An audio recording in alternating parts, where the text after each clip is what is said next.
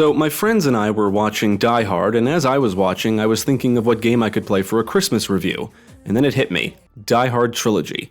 Developed by Probe Entertainment, Die Hard Trilogy was released for the PlayStation in August 1996, and Saturn and PC in December of that same year. For this review, I played the PlayStation version. Die Hard Trilogy is a collection of 3 games based on the first 3 films, and each one features a different gameplay style. Now let's take a look at Die Hard Trilogy and see if it's a good representation of the films. NYPD! Hey, this isn't even my jurisdiction! Die Hard Trilogy features 3 separate games, Die Hard, Die Hard 2, and Die Hard with a Vengeance.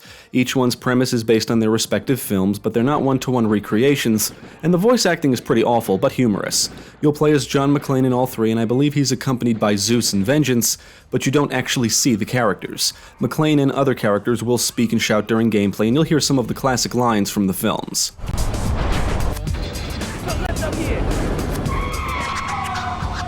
I guess I would consider Trilogy to be an arcade-style collection. You will earn points in each game and can set high scores. When you fire up the collection, you can pick which game you want to play, and all 3 are single-player only, which is kind of a shame.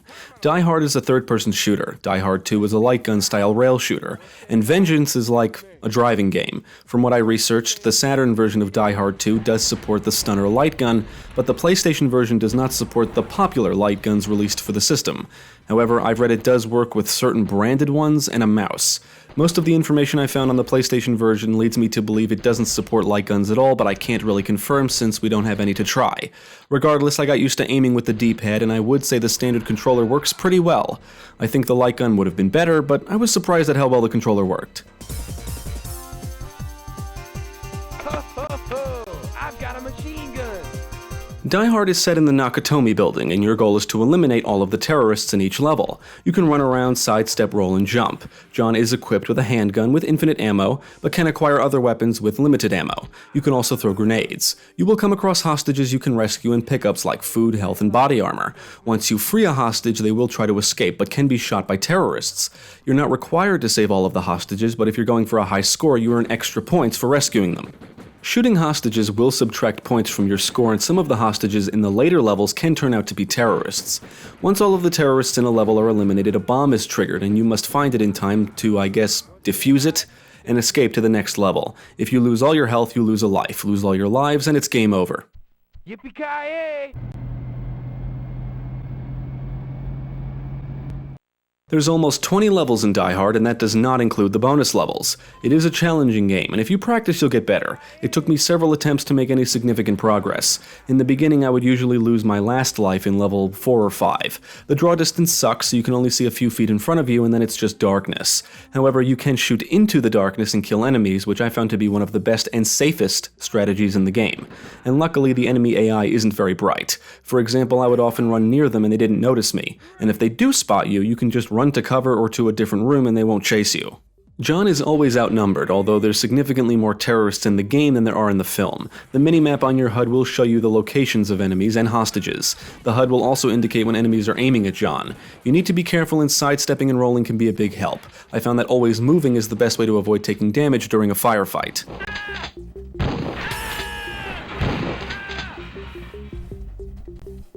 Die Hard is a tough game because you're always outnumbered, and because enemies can drain your health pretty quickly. The baddies with machine guns in particular can be a real bitch. There is no crosshair or reticle, so you have to line John up correctly so you can hit what you're shooting at. For the most part, it's not a problem, but what is a problem is not being able to reload manually.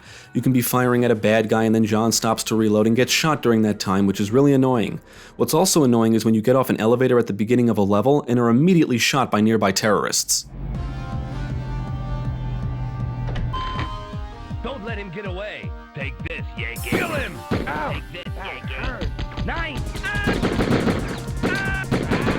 One of the things I think is impressive about Die Hard is the open-ended levels. Each one is wide open, letting you go anywhere you want. Most levels include different rooms, hallways, and areas to explore. You can break glass and knock down wooden boards, and if you take the time to look around, you'll come across pickups. A good amount of terrorists will populate each level, and more will often arrive from elevators. They just walk around and will shoot at you if you're in sight. You'll sometimes come across terrorists that are about to execute hostages, and if you save them, you'll earn extra lives. You can also earn extra lives by killing some bosses that appear in certain levels. The levels or environments are based on the different areas in the film, so there's office levels, construction areas, maintenance levels, etc. This is not my day. Die Hard 2 is a rail shooter, so John or the camera moves automatically and all you need to do is aim and shoot. John is equipped with a pistol with infinite ammo, but you can acquire other weapons throughout the levels. You start with a limited amount of grenades and rockets, which are great for clearing out mobs, and you can acquire more. You have a specific amount of health in the form of badges. If you get hit, you lose a badge, and once they're all gone, it's game over. You can shoot pickups like health, shields, which provide temporary protection, tracers, and reloads, which instantly reload your weapon.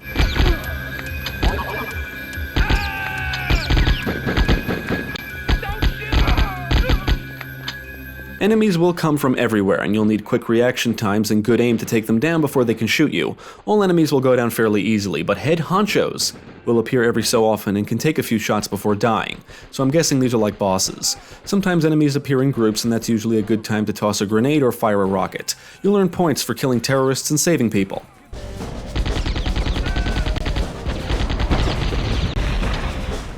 The game will take you to various locations seen in the film. You'll even get to take part in the snowmobile chase. You can destroy objects in various parts of the environments, and it's a good idea to do so because many breakable objects reveal pickups. If you meet certain requirements, you can unlock secret routes. You'll come across innocent people everywhere you go, and shooting them subtracts from your score. My only major complaint with this game is that some of the weapons you use are not ideal if you're trying to avoid shooting innocent people.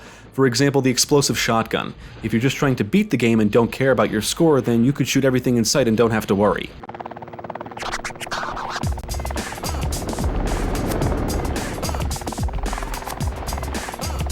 Die Hard with a Vengeance is easily my least favorite game in the trilogy. It's based on the driving sequences from the film and goes crazy with it. The objective of every level is to defuse or blow each bomb before the time runs out. If time runs out, the bomb explodes, destroying the city, and you lose a life. Lose all of your lives and it's game over. You have a specific amount of time to get to each one, and there's often obstacles in your way like other vehicles. Each level puts you in a specific vehicle, but you can find others and each one handles differently. You can accelerate, brake, turn, and activate a turbo boost. The turning sucks, which is one of the biggest problems. It's very easy to understeer and oversteer, and my vehicles would often get stuck on different parts of the environment. I also witnessed my vehicles clip through other vehicles quite often.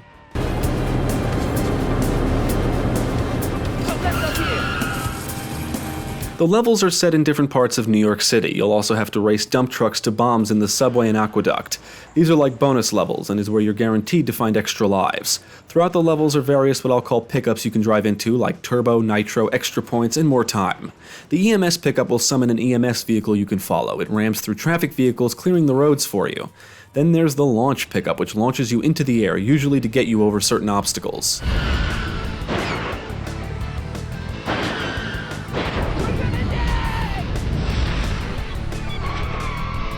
There is an arrow on your HUD that points to where the next bomb is. They can be stationary or bomb vehicles. You have to chase and ram into bomb vehicles enough times to stop them. Points are subtracted from your score if you run down pedestrians, which is very easy to do since they're everywhere. You can honk your horn to get them to move, but after a while I stopped caring. Like the Die Hard game, Vengeance features open-ended levels, which in my opinion is the most impressive thing about it. But because of the time limits, you don't have much time to explore. Regardless, you can basically drive anywhere you want.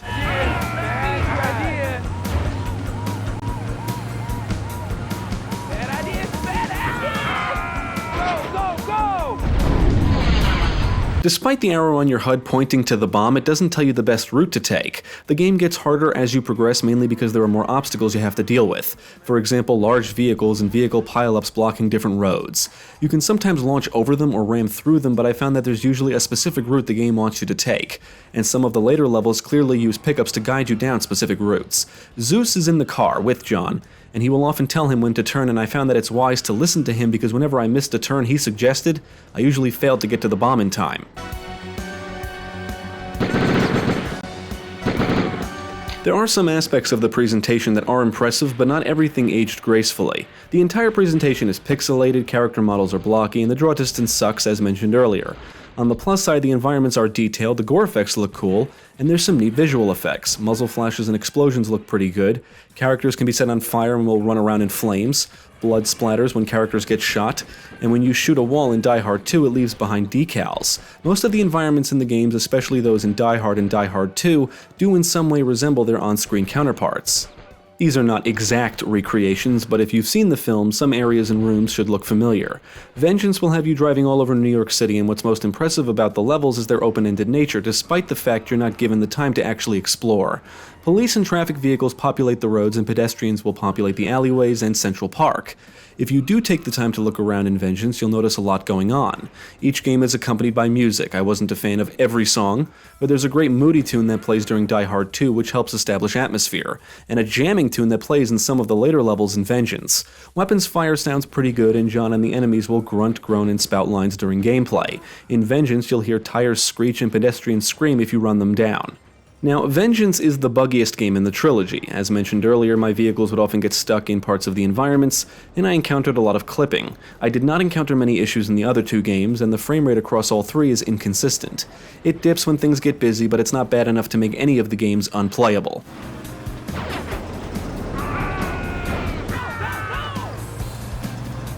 In the end, I enjoyed my time with Die Hard Trilogy despite some of its issues. It could have used some more polish, but it's fun. And to be clear, this is a collection of 3 different gameplay styles based on the first 3 Die Hard films. These are not the movies in video game form. Basically, you don't need to see the films to enjoy this, although I would recommend it because, well, Die Hard. These games assume you've seen the films, so there's not much story, and the voice acting is terrible but humorous. As far as I'm concerned, these are just arcade-style games with a focus on setting high scores. However, unlike actual arcade games, they don't feel impossible or like quarter munchers, if you will. But they are tough, and you'll need to practice to get better. Now, there is a decent amount of content on offer in this trilogy. Die Hard 2 is probably the shortest game out of the 3, and if you were to beat Die Hard and Vengeance, you're looking at an hour or longer for each, and that's if you beat them in one sitting. I spent hours in each game because I kept dying and trying again, so I think most players will invest plenty of time just practicing before they beat it for the first time, or maybe I just suck. Your objective in each game is simple, and once you get a hang of things, the gameplay can be a lot of fun, even addictive. Vengeance is my least favorite game in the trilogy, but it has its moments, and I think the other 2 games capture the spirits of their respective films a little better.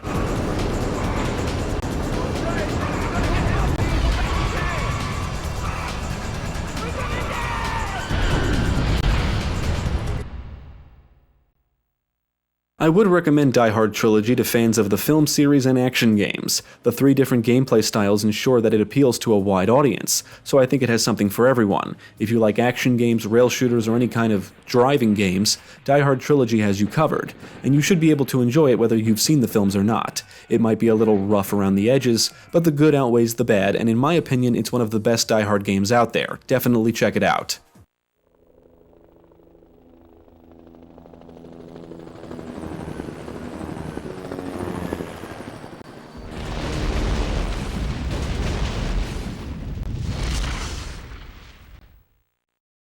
Thank you for watching. If you enjoyed this video, check out the rest of our channel, follow us at the links below, and you can also support us on Patreon. If you're interested in more gaming content, check out our friends over at Gamecast.